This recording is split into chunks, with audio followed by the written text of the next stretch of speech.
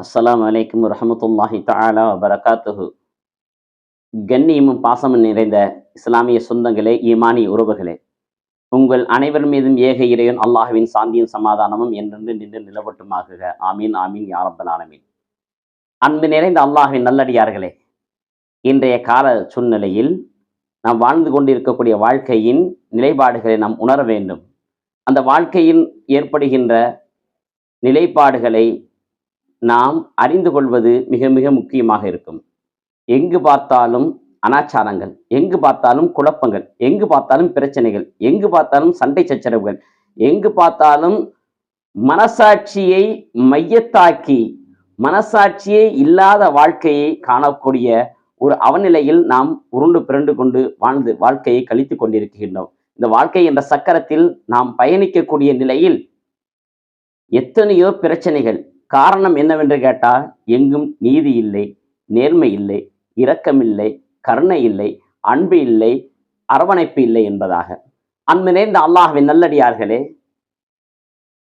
நீதி என்பதை நாம் ரொம்பவும் எதிர்பார்க்கின்றோம்.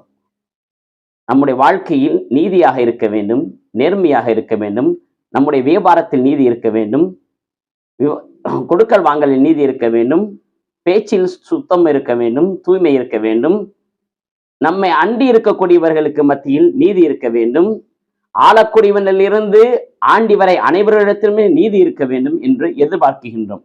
அந்த நீதி இல்லாவிட்டால் வாழ்க்கை வாழ்வதற்கு அர்த்தமற்றதாக ஆகிவிடும். நீதி ஒன்றே மனித வாழ்க்கையை பரிசுத்தப்படுத்துகிறது, மனித வாழ்க்கையை செம்மைப்படுத்துகிறது, மனிதனை தூய்மைப்படுத்துகின்றது. நீதிமன்றம் என்று ஏன் சொல்லுகின்றோம்? நீதிமன்றம் எதற்காக வைத்திருக்கின்றோம்?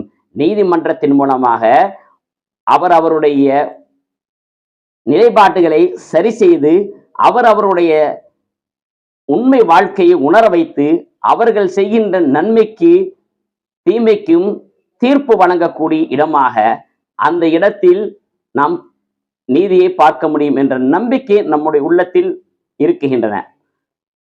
அன்றாட வாழ்க்கையில் என்னை அண்டியிருப்பவர்களிடம், குறிப்பாக மனைவி நம்மிடத்தில் நீதியாக இல்லை, நம்முடைய பிள்ளைகள் நம்மிடத்தில் நேர்மையாக இல்லை, நம்முடைய சகோதரர்கள் நமக்கு துரோகம் செய்கின்றார்கள், நீதியாக இல்லை என்பதாக நீதியை நாம் எல்லா இடத்திலும் தேடுகின்றோம். ஆனால் நாம் அந்த நீதியை நம்மிடத்தில் இருந்து துவங்குகிறதா? நம்மிடத்தில் நீதி இருக்கிறதா? நம்மிடத்தில் நேர்மை இருக்கிறதா? நம்மிடத்தில் ஒழுக்கம் இருக்கிறதா? நாம் சரியாக வாழ்கின்றோமா? அந்த வாழ்க்கை நீதியை போதிக்குகின்ற வாழ்க்கையாக இருக்கிறதா என்று பார்த்தோம் என்று சொன்னால், நம்முடைய அனைத்து வாழ்க்கையிலுமே நீதியற்ற, மனசாட்சியற்ற வாழ்க்கை சூழ்ந்து கொண்டிருக்கின்றன. நீதியோடு வாழ்வதற்கு உதார புருஷராக இந்த உலகத்தின் அருட்கொடையாம் அண்ணல் நபி ஸல்லல்லாஹு அலைஹி வஸல்லம் அவர்கள் நீதியை இந்த உலகத்திற்கு எல்லோரு இடத்திலுமே பகிர்ந்தார்கள், நீதியா போதித்தார்கள். நீதியை எல்லா சூழ்நிலைகளுமே சத்தியத்தையும் நீதியும் பதிய வைத்தார்கள். பாமர மக்களிலிருந்து அனைவரிடத்திலுமே நீதியின் மூலமாக கிடைக்கக்கூடிய பலாபலன்கள் என்ன, வாழ்க்கையினுடைய அர்த்தம் என்ன என்பதை உணர வைத்தார்கள். அதை பார்த்த சஹாபாக்கள், ஹுலஃபாய் ராஷிதீன்கள், ரசூலுல்லாஹி ஸல்லல்லாஹு அலைஹி வஸல்லம் குடும்பத்தார்கள், ரசூலுல்லாஹி ஸல்லல்லாஹு அலைஹி வஸல்லம் அவர்கள் சுற்றி இருந்த அந்த ஊர் மக்கள் அனைவர்களுமே நீதியை உணர்ந்து நீதியை அவர்கள் வாழத் துவங்கினார்கள். அல்லாஹ் தஆலா அருமறையாம் திருமறையில் சொல்லுகிறார், இஅ்திலு ஹு அக்ரபு லித்தக்வா வத்தகுல்லாஹ இன்னல்லாஹ கபீரும் பிமா தஅமலூன். நீதியோடு இருங்கள். ஏனென்று சொன்னா, அந்த நீதி என்பது இறையச்சத்திற்கு நெருக்கமாக இருக்கிறது என்பதாக அல்லாஹ் திருமறையில் சொல்லுகின்றான்.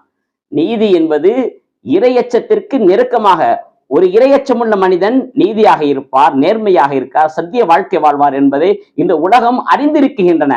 ஆனால் இன்று நாம் ஏனோ வாழ்க்கையில் அனைத்து விஷயத்திலுமே நீதி இழந்தவர்களாக, சத்தியம் இழந்தவர்களாக, மனசாட்சி இழந்தவர்களாக வாழ்ந்து கொண்டிருப்பதுதான் நம் கைசேதத்திற்குரிய நிலையா இருக்கு. இதற்கெல்லாம் என்ன காரணம்?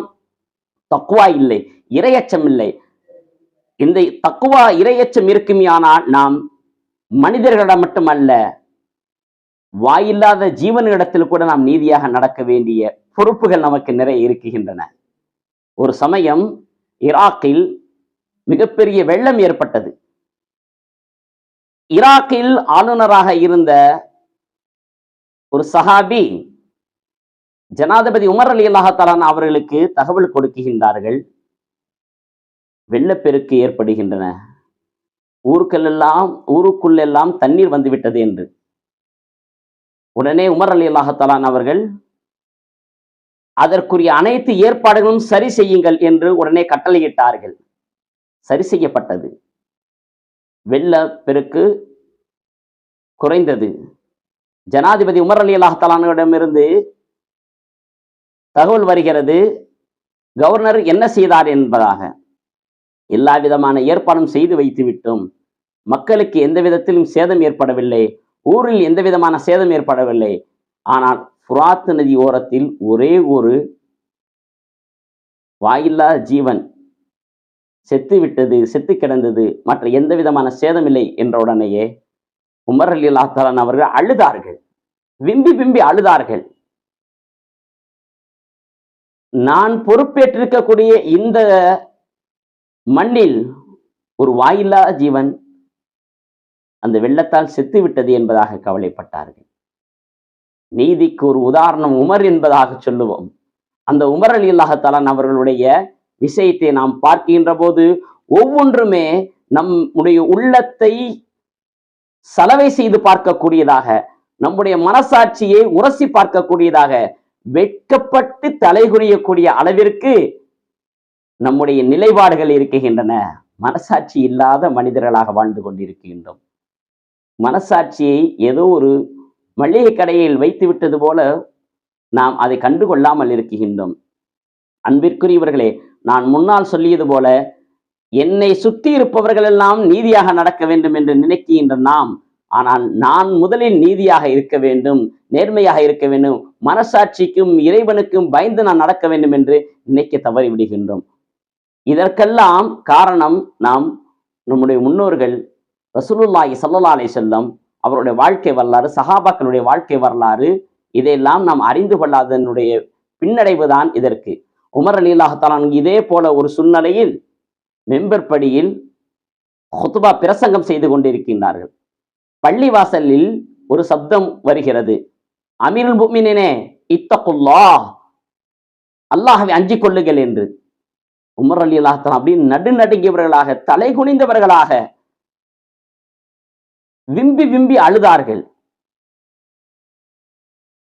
இந்த நிலையில் அவர்களுக்கு இரையச்சம் எந்த அளவிற்கு இருந்திருக்கும். ஒன்று, எந்த அளவுக்கு நீதியாக இருந்தால் ஒரு பாமரன் ஜனாதிபதியை மெம்பர் படியில் நிற்கின்ற அந்த தருணத்தில் ஜனாதிபதியை அமீர் முஃமினீனே அல்லாஹ்வை அஞ்சிக் கொள் என்று சொல்லியிருப்பார்கள் என்றால் எந்த அளவுக்கு அந்த மக்களை சுதந்திரமாக சத்தியமான விஷயங்களில் எந்த சூழ்நிலையிலும் பின்னடைவில் இருக்கக்கூடாது என்பதை உணர்த்தி வாழச் செய்திருக்கிறார்கள் என்பதை பாருங்கள்.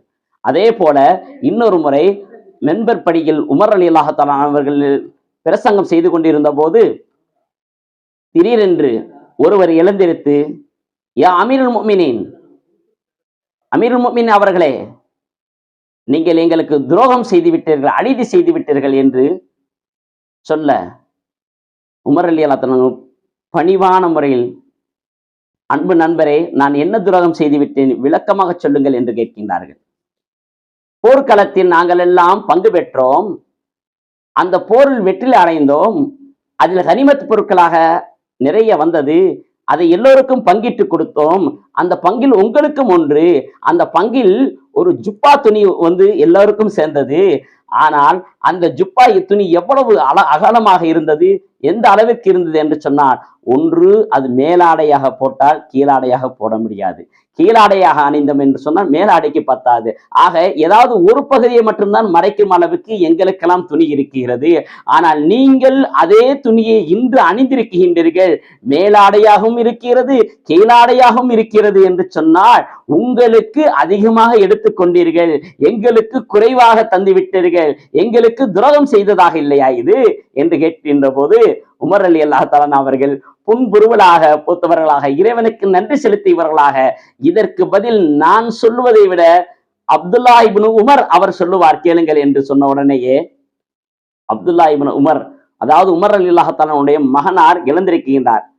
அவர் சொன்னார், என் அன்பு நண்பரே, நீங்க சொல்வது உண்மைதான், நீதிதான், நேர்மைதான், கேட்கின்ற கேள்வி சரிதான். ஆனா அதே சமயத்தில் என்னுடைய தந்தை ஜனாதிபதியாக இருக்குகின்றார். அவரை சந்திப்பதற்காக வெளிநாட்டவர்கள், தூதுவர்கள் பலர் வருகின்றனர்.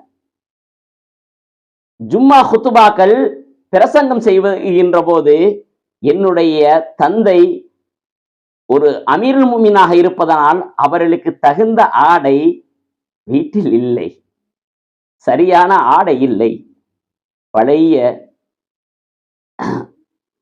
துணிகள் மட்டும்தான் இருக்கிறது.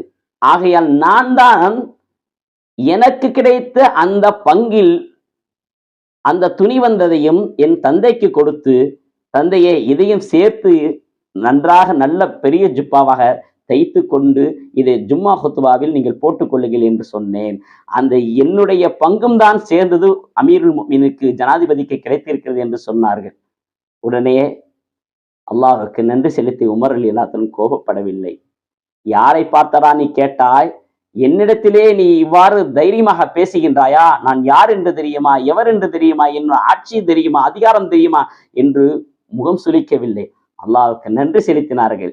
என்னுடைய ஆட்சி காலத்தில் என்னை எதிர்த்து பேசுகின்ற அளவுக்கு என் மக்கள் தைரியசாலிகளாக இருக்கின்றார்களே, ரப்பே நான் ஒருபோதும் தவறு செய்து விட மாட்டேன், அப்படி தவறு செய்தேன் என்று சொன்னா அதை உடனேயே தட்டி கேட்பதற்கு என் மக்கள் தயாராக இருக்கின்றார்கள். நீதி செலுத்துகின்ற அளவிற்கு என்னுடைய சமுதாயத்தில் என்னை ரப்பே என்னுடைய நீதியும் நேர்மையும் நீ பொருந்திக் கொள்ளு என்று இறைவனிடத்தில் இறை அஞ்சினார்கள், அல்லாஹ்வை அஞ்சினார்கள்.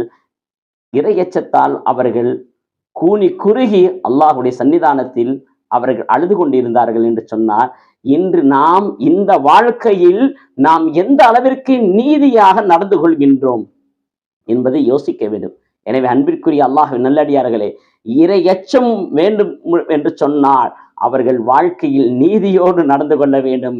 குடும்பத்தில் அன்றாட வாழ்க்கையில் கூட குழந்தைகளுக்கு மத்தியில் உணவு பண்டங்கள் பிரித்து கொடுப்பதில் கூட நீதியை கடைபிடிக்க வேண்டும். அதற்கும் ஒரு உதாரணம், ஒரு குழந்தையுடன் ஒரு பெண்மணி ரசூலுல்லாஹி ஸல்லல்லாஹு அலைஹி வஸல்லம் அவருடைய வீட்டிற்கு வருகின்றார். அந்த குழந்தை அங்கெங்கும் விளையாடி கொண்டிருக்கிறது. அந்த குழந்தையை அந்த தாய் கூப்பிடுகின்றார், இங்கு வா மகனே, உன் கையில் பேரிச்சம்பளம் வைத்திருக்கிறேன், இதோ சாப்பிடு என்பதாக சொல்லி. ஆனால் கையிலோ பேரிச்சம்பளம் இல்லை. உடனே ரசூலுல்லாஹி ஸல்லல்லாஹு அலைஹி வஸல்லம் சொன்னார்கள், இவ்வாறு உன்னுடைய குழந்தையை ஏமாற்றி விடாதே, உன்னுடைய குழந்தை ஏமாற்றி விடாதே. பொருள் இருந்தால் என்ன பொருள் இருக்குது அதை சொல்லி குழந்தையை அழை, இல்லாவிட்டால் நீ சாதாரணமாக உன்னுடைய குழந்தையை நீ அழைத்துக்கொள், பொய் சொல்லி குழந்தையை கூப்பிடாதே என்று. நாம் சாதாரண உணவு ஊட்டக்கூடிய விஷயத்தில் கூட குழந்தைகளிடத்தில் நாம் பொய்களையும் தேவையில்லாத மூட பழக்க வழக்கங்களையும் சொல்லி நாம் அவர்களுக்கு உணவு ஊட்டுவதில் கூட நாம் நம்முடைய சிந்தனையை அவர்களுக்கு தவறாக சேர்க்குகின்றோம். எனவே அன்பிற்குரியவர்களே, நம்முடைய கொடுக்கல் வாங்கல், நீதி, நேர்மை, சத்தியத்தோடு வாழ்வதற்கு எல்லாம் வல்ல அல்லாஹ் தஆலா பேரருள் புரிய வேண்டும் என்றால் உங்களுடைய இறையச்சத்தால் நீதியை நிலைநாட்டுங்கள். நீதி என்பது அருவி மாறி, அது நம்மள அளவில் இருந்து விடக்கூடாது. நம்மிடம் இருந்து துவங்கக்கூடிய அந்த நீதி என்ற அருவி பல்கி பெருகி நம்மை சார்ந்தவர்கள், நம்மை குடும்பத்தை சார்ந்தவர்கள், நம்மை சுற்றி இருக்கக்கூடிய மஹல்லாவை சார்ந்தவர்கள், ஊரை சார்ந்தவர்கள் அனைவர்களுக்குமே நீதி இன்னார் உதாரணத்தை சொல்லும் அளவிற்கு நாம் நீதியோடு நடந்து கொள்ள எல்லாம் வல்ல அல்லாஹ் தஆலா பேரருள் புரிவானாக. ஆகிர் தஅவானா அல்ஹம்துலில்லாஹி ரப்பில் ஆலமீன். அஸ்ஸலாமு அலைக்கும் வரஹ்மத்துல்லாஹி தஆலா வபரகாத்துஹு.